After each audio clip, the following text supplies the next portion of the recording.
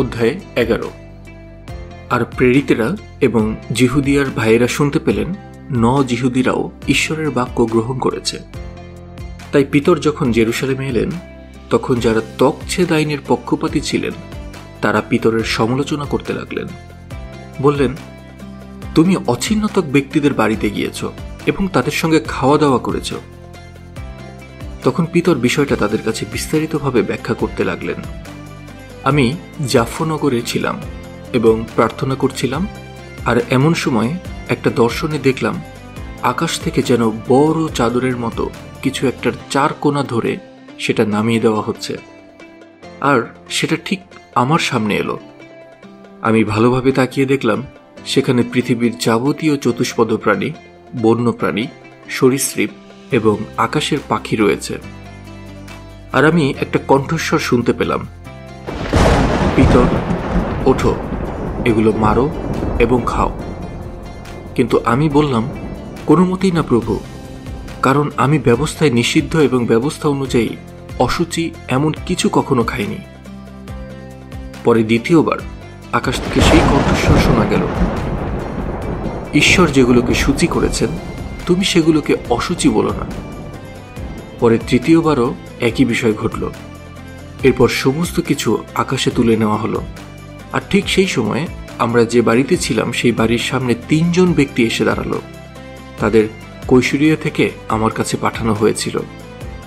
তখন পবিত্র শক্তি আমাকে কোনো রকম সন্দেহ না করে তাদের সঙ্গে যেতে বলল। এই 6 জন ভাইও আমার সঙ্গে গেলেন, আর আমরা কর্নেলিয়ার বাড়িতে প্রবেশ করলাম। তিনি একজন স্বর্গদূতকে কিভাবে তার বাড়িতে দেখেছিলেন তা আমাদের বললেন। সেই স্বর্গদূত তাকে বলেছিলেন, জাফ্ফতে লোক পাঠিয়ে সিমনকে ডেকে আনো, যাকে পিতর বলে ডাকা হয়, আর তিনি তোমাদের বলবেন কিভাবে তুমি এবং তোমার সমস্ত পরিবার ও পরিজন রক্ষা পেতে পারো। কিন্তু আমি যখন কথা বলতে শুরু করলাম, তখন পবিত্র শক্তি তাদের উপর বর্ষিত হলো, যেমনটা প্রথমবার আমাদের উপরও হয়েছিল।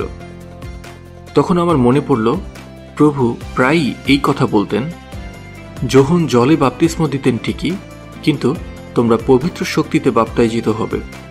তাই প্রভু যীশু খ্রিস্টের উপর বিশ্বাস করায় আমাদের মতো তাদেরও যদি ঈশ্বর দান হিসেবে পবিত্র শক্তি দিয়ে থাকেন, তাহলে আমি কে যে ঈশ্বরকে বাধা দেব? তারা যখন এই সমস্ত বিষয় শুনলেন, তখন তারা আর আপত্তি করলেন না। তারা ঈশ্বরের গৌরব করে বললেন, ঈশ্বর যিহুদি লোকদেরও অনুতাপ করার সুযোগ দিয়েছেন, যাতে তারা জীবন লাভ করতে পারে।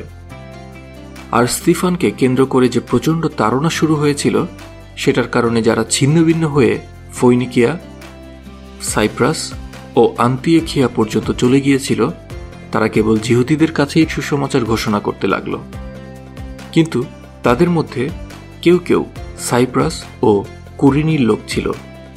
তারা আন্তিওখিয়ায় এসে গ্রিকভাষী লোকদের কাছে প্রভু যিশুর বিষয়ে সুসমাচার ঘোষণা করতে লাগলো।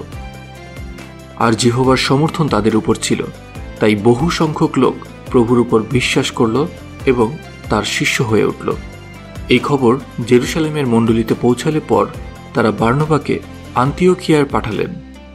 সেখানে পৌঁছে তিনি যখন ঈশ্বরের মহা দয়া দেখতে পেলেন, তখন তিনি আনন্দ করলেন এবং তাদের সকলকে প্রভুর প্রতি অনুগত থাকার জন্য উৎসাহিত করতে লাগলেন।